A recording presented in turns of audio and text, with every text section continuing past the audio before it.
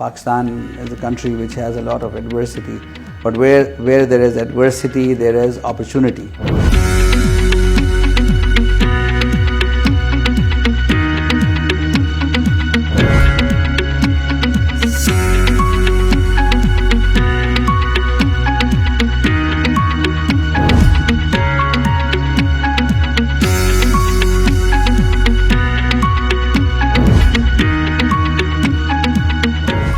As soon as you cross the Mina al-Sakhr, that line which divides Dubai, UAE and Oman, and now we are getting into the borders which is called the Straits of Hormuz. You see dolphins, you see whales, you see all kinds of fish. Our coast here has about 65 different kinds of fish, but what are we doing? We are throwing in Arabian Sea right here in Karachi 600 million gallons of raw untreated sewage into our seas every single year? No. Month? Week? No. Day. 600 million gallons of raw untreated sewage into the sea every single day. City of Singapore does not throw even 10 gallons of raw untreated sewage. Forget City of Singapore. People say it's a rich country. I worked in Ghana, Africa. They do not throw 100 gallons of raw untreated sewage into the sea. We do not process even one gallon of our sewage. Effluent, industrial effluent, we do not even treat 1 gallon of it.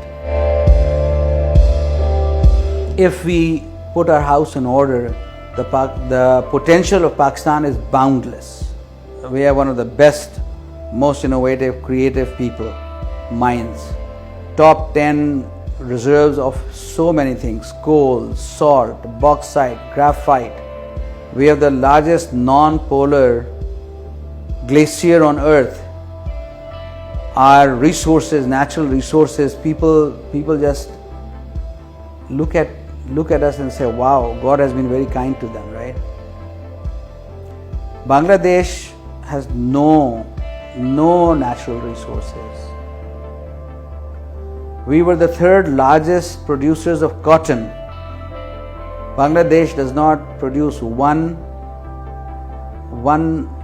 piece of cotton, 1 gram of cotton, 1 kilogram of cotton, 1 bale of cotton, and yet its textiles exports are now one of the biggest in this region. It exports textiles of about $30 billion. Our total exports are $18 billion. You have to spend most of your creative time innovating strategies rather than innovating to, let's say, for financial engineering, re-engineering, or tax re-engineering. So hence you will see that we are the 33rd largest taxpayer in the country. We're the first largest taxpayer in the pharmaceuticals. If you pay your fair share of taxes, that's giving back, but that's not enough. So you select some areas which you think you would like to give back. For instance, Getz Pharma has 4 areas where it gives back to the communities. One is health and education for the underprivileged. We like to do our bit for the environment. We have an effluent treatment system which is one of the best in the country. It's every drop of water that we throw back into our drainage is clean water. We recycle water. The new factory that we are building, it will be one of the first and only LEED certified green building up to the gold level certification. We firmly believe that a nation without music and theatre is like a body without a soul. So we do a lot for the music, the arts, the theatre, the literature, to fund organizations who are working in that area. We would like for the company, for Getz Pharma, to be rated by its employees as the best company to work for. Now, this can be either a cliche or it can be a reality, or it can be the truth. We have one of the best gyms, we have one of the best clinics that any factory or office have. To my knowledge, we have 2 full-time, highly qualified physicians. We have one of the best cafeterias. We have one of the best gardens. We have won the first award of the Horticulture Society of Pakistan for the best industrial gardens and office gardens. All these things really do not cost a lot of money. You know, many years ago, the government schools were one of the best. I had many friends, although I did not go to a government school, but I had many friends and cousins who went to government schools. A lot of them went to Harvard Business Schools. They became leaders in business of the world. Today, government schools, there are no teachers, there are no fans, there are teachers, they are paid, but I believe they're just not there to teach. I'm on the board of directors and the executive committee of the Zindagi Trust. We have adapted 2 schools in Karachi, which were government schools, and they've become a model school in this country. The SMB Fatima School, which has close to about 3,000 girls, and these girls are daughters of ordinary workers or even unemployed people. However, like I said, any trust or any foundation can only adapt 2 schools, right, or 3 or 4 or 5 or 10, but there are thousands and thousands of schools, and your tax money is spent on the schools.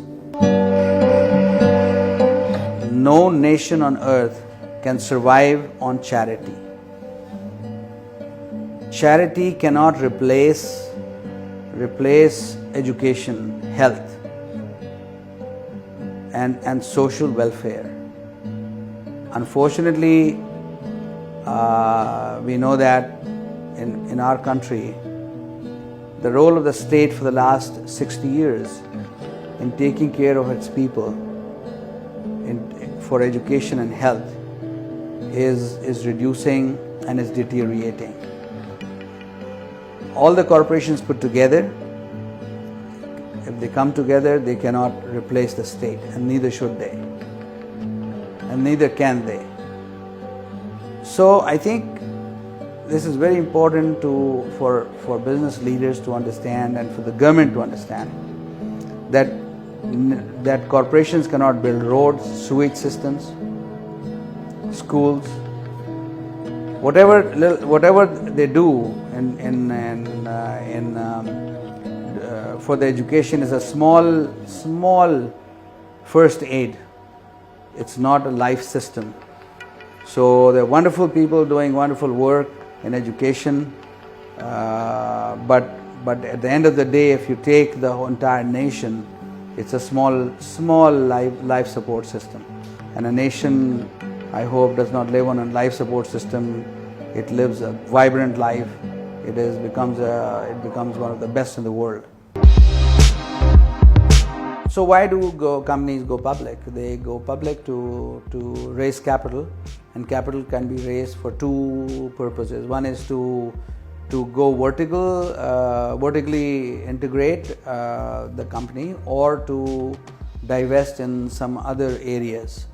So we are a very highly focused company. Our corporate strategy is that we will try to focus on our core competency, which is pharmaceuticals, and within it we do a lot. We have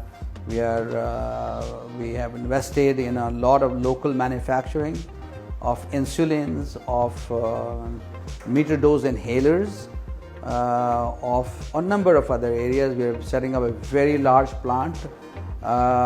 So we will